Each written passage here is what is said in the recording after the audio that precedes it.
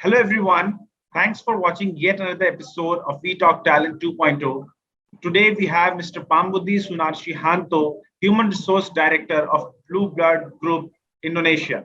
Hello, Pambudi. How are you? Hello. I'm doing very well. Thank you very much. Thank you so much. Before we go ahead and ask the questions to Pambudi, I would like to introduce him first to the audience. Pambudi joined the Bluebird Group 2 years back and he crafted a new approach of implementing a talent management strategy to identify, motivate, develop, and retain talents. In this last 2 years stint with the group, he has built a high performing teams and developed the future leaders of the company, especially in the tough times. Before joining Bluebird, he has worked in companies such as Danone, Citi, and Nokia, to name a few. Welcome to the show, Pamudi, once again. Pleasure to have you here. Thank you very much. Thanks. So, Pamudi, I my first question is about the tourism industry, and you are very much involved with the tourism industry, and we all know that what difficult situation was it for them, and the tourism industry is yet to rebound. We are seeing some good aspects for sure, but it is going to take time. So my first question is, since the tourism industry went through a turmoil during this pandemic, what were the three key things that kept you going? Thank you very much. Very good question. So what we need to do, there are three things. Number one, fight for survival. Survival is the key here. So first thing first, as an individual, as a team, as an organization, we need to make sure that we do whatever it's needed to continue to survive in the future. So that's number one. Number two, strengthen your foundation. Everybody have their own DNA, whether it's customer focus, whether it's a great experience, whether it's digitalization or whatever it is, strengthen your foundations. And last but not least, build for the future. One thing that we learn is we will never ever go back to the previous condition before the pandemic. So imagining, reinventing what will be the new normal and how we should innovate to continue to be relevant. So I repeat, number one, fight for survival. Number two, strengthen your foundation. And number three, fight and build for your future by innovating. Really good points, and I totally understand why you said fight for survival. I think a lot of companies are doing it. A lot of companies have done it. Some of them passed with flying colors, and but some of them failed. But congratulations to you and your company that you have done a great job. But coming to my second question, I would like to ask you, what were some workplace barriers to implementing employees learning during these volatile times? And how did you overcome them? Because we all know how learning was important, how important it has become during these tough times. So what were your, learning barriers, workplace barriers, and how did you overcome them? I just will bring you back to the experience before the pandemic. Before the pandemic, leader has three responsibility to the employee. Number one, it's related to the attention. First of all, the team member are human. You take care of them. You pay attention to them. Number two, helping them professionally in their current task. Help them to succeed.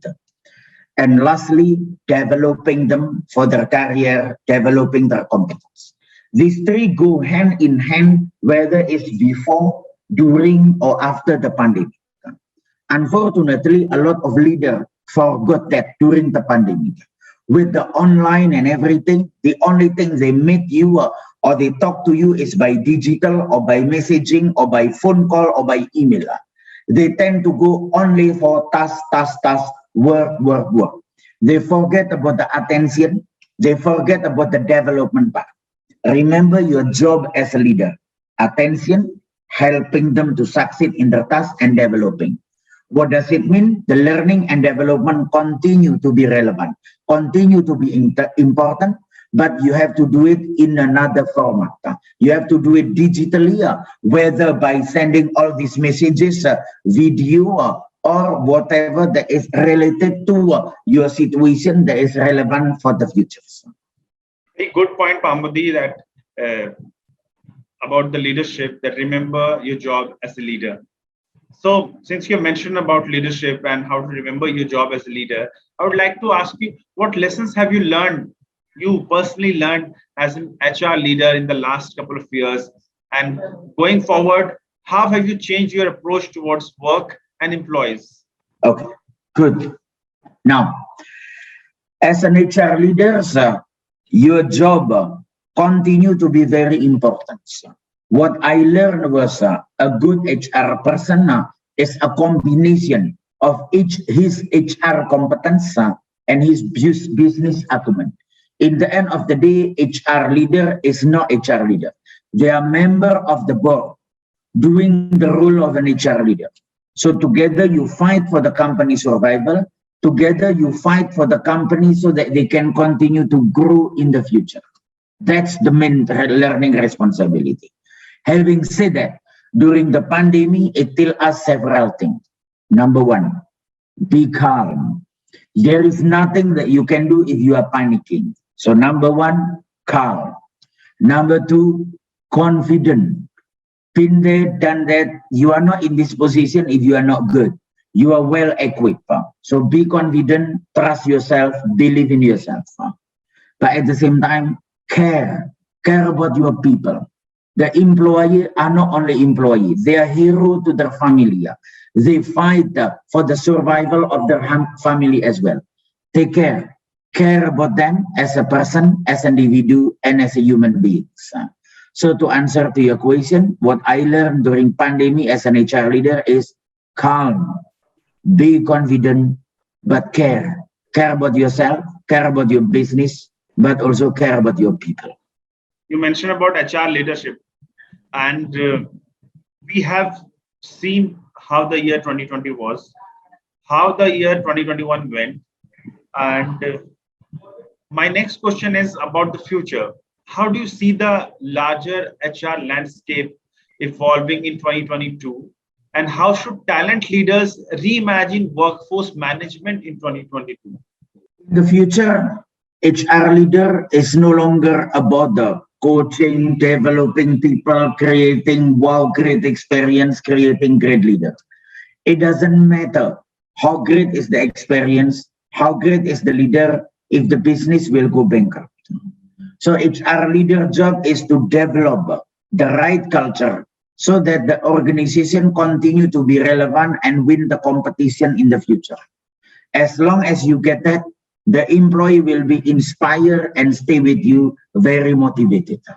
So the job of an HR leader is together crafting the ambition, show the ambition, show the dream, and make sure that everyone will be part of it, part of the team to make that dream and vision to be happen. So you mentioned about talent leaders and why workforce management will change in 2022. And Pambudi, this will be my last question for this very quick 5 interview with you. And this is more for you as a leader. What will be your key priorities in 2022 as a talent leader? Okay. The key priority. Number one, the people will come back to the office. The business will be growing. But there is a certain disconnection because they have been working from office. They might have had the fatigue from before when they work and they work digitally and remotely. So number one, what is very important is connect the people, make the right connections.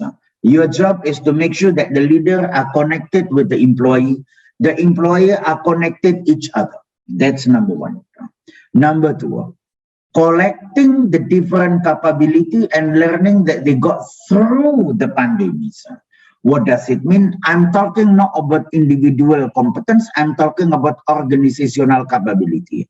Everybody need to learn and share what they learn.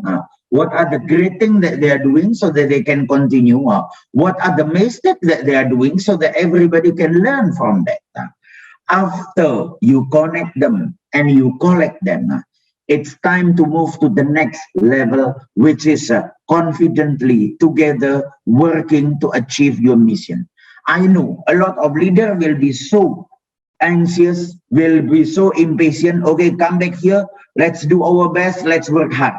This is also true. But remember, before you even go to the implementation, before you go to the next gear, what you need to do is making sure you are connected with all the people and you are collecting all the learning. Thank you so much, Pambudi. Thank you so much for taking the questions and answering it in a very crisp manner. Thanks a lot. It was wonderful hosting you, and hope we'll keep in touch and host you in the coming sessions as well. Thank you. Thanks a lot for your Thank time. you very much. Have a great day ahead. Thanks, Pambudi. Same to you.